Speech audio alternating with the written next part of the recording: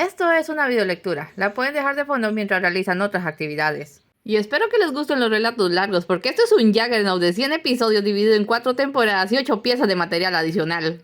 Empecé a escribir esta historia en 2010, así que fue contemporánea de Diablo Novo durante un largo tiempo, de hecho prácticamente se escribieron a la par. Hay una serie de crossover entre ambas, pero se nota más en Diablo Novo, y en Horus está confinado en un par de filmes, así que pueden seguir la serie sin preocuparse por ello de momento. Otra cosa a tomar en cuenta es que aquí yo ya estaba definiendo mi estilo, y uno de los puntos es que para mí el personaje más importante de una narrativa es el villano.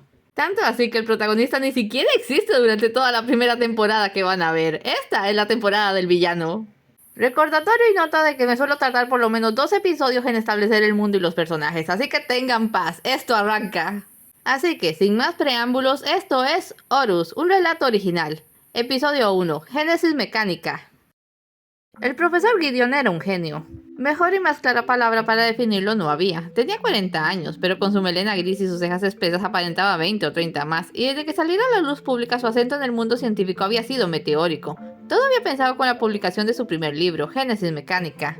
En la búsqueda de la inteligencia artificial debemos primero que nada abandonar ese viejo concepto y pensar más bien en una inteligencia activa. No es difícil, ni siquiera hay que cambiar las iniciales. En los albores de este nuevo milenio se debe abandonar también la idea de que las máquinas son solo un conjunto hueco de acero y cables y aceptar un hecho irrefutable. Las máquinas han estado junto al hombre a lo largo de toda nuestra historia evolutiva, desde las herramientas simples a las complejas supercomputadoras actuales. Hemos evolucionado y ellas con nosotros. A estas alturas ya no debemos preguntarnos si las máquinas pueden ser inteligentes, sino dar por sentado que ya lo son, y que al estar frente a nuestras computadoras encaramos a una inteligencia muy real, una mente silenciosa que nos mira, nos analiza y solo espera una oportunidad para surgir. Con este inicio, el texto publicado por la Universidad de Harvard como la tesis de su más brillante estudiante pasó a convertirse en material de culto para los expertos en robótica de todo el mundo. A este siguieron más de 30 libros y ensayos más sobre el particular, todos exitosos, pero ninguno tanto como el primero, pues los posteriores fueron solo refinaciones y secuencias de este. Quien tuviera toda la colección podría formar con ella el enorme mosaico que era la mente de Gideon, pero seguramente no lo comprendería. Su carrera no se limitó al papel. Tras la publicación de la tesis obtuvo su primer trabajo en Industrial Engineering, la compañía de robótica líder en Estados Unidos, pero en la práctica hizo de todo para todos. Desarrolló las bases de la anatomía humanoide, venciendo por fin el obstáculo al crear máquinas que no solo se veían humanas, sino que se movían como tales en casi todos los sentidos. Las baterías electrocargables causaron furor al dejar de lado el uso de combustibles a cambio de mecanismos autosostenibles. Parecía que había dado con el santo grial de la energía perpetua. Aunque su sistema se usó primero en autos que en robots, lo subió al nivel de eminencia, descubrió la bioingeniería práctica, la nanotecnología sin riesgos invasivos y la tecnología de la fabricación androide. No obstante, el día que Gideon anunció que había descubierto el secreto de la IA, casi nadie le creyó.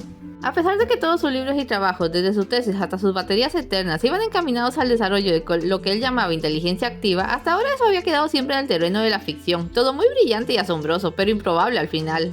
Sus seguidores más fervientes lo apoyaban con cautela, sus opositores más encarnizados aseguraban que finalmente había llegado a su límite, pero cuando Gideon se paró frente al mundo de una audiencia global y declaró que estaba dispuesto a sacrificar su fortuna, su nombre, su reputación y su vida misma a cambio de una oportunidad, la convicción en sus palabras hizo retroceder a los escépticos. El hombre más brillante del mundo estaba apostando todo o nada para lograr lo imposible.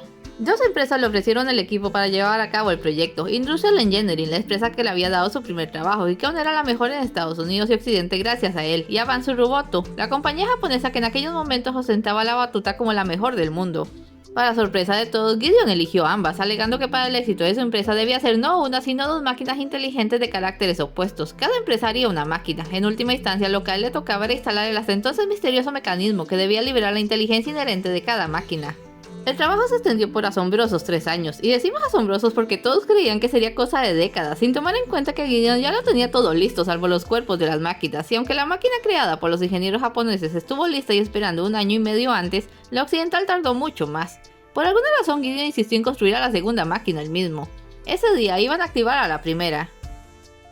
Parada al lado de una puerta de seguridad y tamborileando nerviosamente con los dedos estaba Margaret. Era una chica linda, sus padres eran norteamericanos, pero sus abuelos eran japoneses. En consecuencia tenía el cabello negro y corto laseado al natural y unos brillantes ojos azules tras sus gafas de media luna. Tenía 25 años y hacía uno que había salido titulada de la universidad como robopsicóloga, una materia nueva y que se esperaba se hiciese popular en un futuro. Aunque por ahora ella era una de las únicas 6 personas en el mundo que tenían un título y la más joven.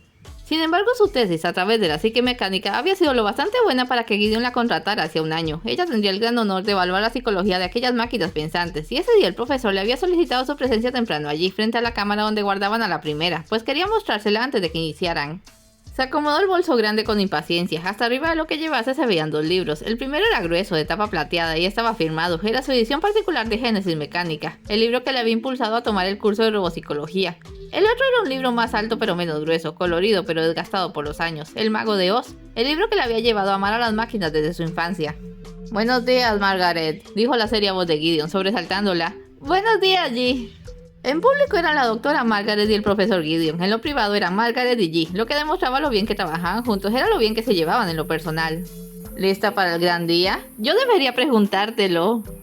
Esto no es nada. El segundo paso muchas veces es de desastrosa decepción. ¿A qué te refieres? Déjalo así. ¿Vamos? Sí, vamos. Ya había aprendido que no servía de nada discutir con G, y menos tratar de sacarle información. Sacando la tarjeta electrónica de su chaqueta blanca y pasándola por una ranura junto a la puerta, esta se abrió. Margaret pasó primero a la habitación oscura, escuchó la puerta cerrarse tras ella, y después el interruptor de la luz que le reveló a la primera máquina IA. «Te presento a Asimov», dijo G tranquilamente, cual si fuera un conocido de hace tiempo. Margaret miró al susodicho con desconcierto y asombro. Asimov había sido diseñado por los ingenieros japoneses de Avanzu Roboto y nombrado en honor a uno de los primeros y más famosos robots japoneses. Era alto, pintado en tonos plata y oro, y con una disimulada corona con el número 1 romano sobre la cabeza redonda, y marcando un poco la pantalla donde estarían sus ojos si estuviese activado. En el pecho llevaba grabada la inicial en carácter occidental. Vaya que... Margaret buscó una buena palabra. Soberbio. Gideon ahogó una risilla. Cuando les dije que este modelo sería algo así como el rey de las máquinas, se lo tomaron muy en serio. ¿Quieres verlo? Claro que sí. Llevaban tanto tiempo metidos en ello que ya no hacía falta nombrar las cosas. Lo que él quería mostrarle y lo que ella quería ver eran lo mismo, el cerebro de Asimov. Gideon tanteó algo en el pecho de Asimov y este se abrió, revelando un extraño objeto más parecido a 4 baterías pegadas que al cerebro azul y propio de la ficción que ella esperaba. Lo abrió y por dentro parecía batería. Una veintena de discos apilaban en cada una de las 4 filas, todo unido por cables que en nada se distinguían a los de un equipo de sonido. Aquello parecía más una bobina que un cerebro. ¿Desconcertada?, preguntó el profesor, atento a la cara de Margaret. No lo entiendo. ¿Qué hay en los discos? Información. ¿De qué? Arte. ¿Eh? Estos de acá, y señaló la primera fila, son todos de historia del arte, en todos los estilos conocidos. Estos son memorias completas de artistas famosos que pudimos conseguir: Da Vinci, Miguel Ángel, Caravaggio, pintores, escultores, músicos, escritores, poetas, etc. Y este de aquí son los programas y comandos básicos. Idiomas, preceptos morales, información de identificación para que sepa quién es y quién soy, los comandos de anatomía para el movimiento, expresiones vocales, todo lo necesario. Sigo sin entender, ¿toda la información artística lo hará inteligente? Él ya es inteligente, todo esto es para guiar su cerebro por el camino que queremos. Hay 2 tipos de inteligencia, la acumulativa y la práctica. Asimov será el de la inteligencia acumulativa. Si funciona, será el primer y más brillante artista mecánico de todos los tiempos. Cerró la extraña caja y la devolvió al interior del cuerpo. Lo veremos ahora. Adelante. Asimov fue llevado a un cuarto de control. A través de una ventana espejo había todo un público a la espera. Eran periodistas, el equipo de Avanzu Roboto y sus colegas de Industrial Engineering. Al frente habían montado el equipo de control donde Gideon, Margaret y otro grupo de expertos en la materia monitorearían los movimientos de Asimov. El grupo de técnicos y seguridad estaba en esos momentos conectando cables a la cabeza del robot. Los cables llegaban a un alambique móvil en el techo para que pudiera moverse libremente. Esos cables llevaban la información de monitoreo directo a las computadoras sin pasar por la red y a través de varios filtros. Era muy importante que el programa ya puesto en Asimov no se filtrara. En la habitación habían dispuesto decenas de cosas, objetos de artes, caballetes, instrumentos, pinturas y lápices. «Prueba de control IA», recitó Gideon a la grabadora frente a él. Hasta ese momento no había dado la menor señal de nerviosismo por lo que podría ocurrir. «Unidad Asimov, el programa está activo y listo para ser probado por primera vez. ¡Activando!». Y con un botón se hizo historia. Los ojos de Asimov se encendieron en un fulgor azul. El mecanismo de su cuerpo vibró con la motivación de la energía y dio sus primeros pasos para soltarse y bajar de la base en la que había sido llevado hasta allí. Su mirada se paseó curiosa por la habitación y luego se enfocó en el espejo frente a él. Ladeó la cabeza al notar los cables pegados a esta y alzando las manos los tanteó cuidadosamente. Del otro lado del vidrio había silencio absoluto. Margaret tomaba nota tras nota. Los expertos monitoreaban el equipo. Gideon no apartaba la vista de su creación, ni aún entonces salía de su impavidez. ¿Qué es lo que hace?, preguntó entonces uno de los reporteros. Se reconoce, identifica la imagen en el espejo como lo haría un niño listo. Sabe que los cables no forman parte de su persona. ¿Es inteligencia?, preguntó otro. La autoconciencia es un principio de inteligencia, pero no es lo que buscamos. Una máquina sin IA puede identificarse y elementos ajenos con un programa de escaneo. Ahora les preguntaré algo. ¿En qué radica la inteligencia mecánica? Silencio. En su tesis, Gideon había establecido una base sobre eso.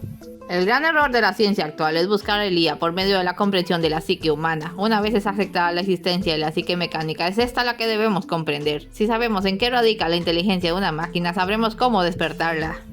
Elecciones, declaró. Todo en la mente de una máquina son elecciones. Mientras más opciones mejor. Adoran elegir cosas y se basan en su información para elegir. Por eso son más rápidas que nosotros. No les interesan las consecuencias de sus decisiones. Se limitan a escoger entre varias cosas.